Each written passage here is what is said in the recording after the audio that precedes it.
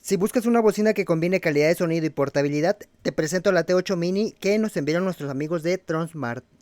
Empecemos hablando de las características. Esta bocina nos ofrece sonido 360, conectividad con la aplicación, iluminación LED, protección IPX7 y nos promete hasta 20 horas de música continua a un 50% de volumen y por último, conexión en modo estéreo con otra bocina del mismo modelo. Primeras impresiones, la verdad es que me gusta bastante el color azul, me gusta cómo se ve, los radiadores son como plástico pero parecen metálicos. Se ve bastante bien, las letras son en goma.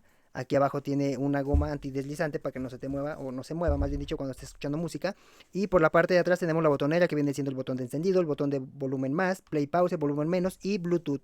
En la parte de abajo tenemos lo que viene siendo la entrada de carga, la tarjeta micro SD y entrada auxiliar. Te dejo el link de compra en mi perfil.